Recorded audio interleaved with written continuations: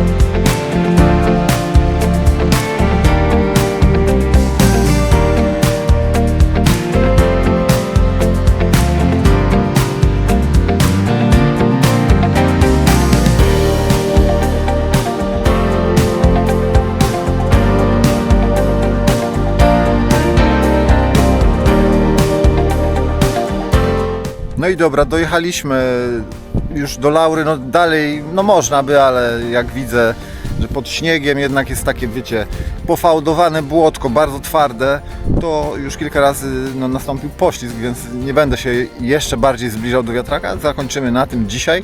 Zajęło nam to 14 km, 45 minut, więc całkiem nieźle jesteśmy, a teraz czas na powrót.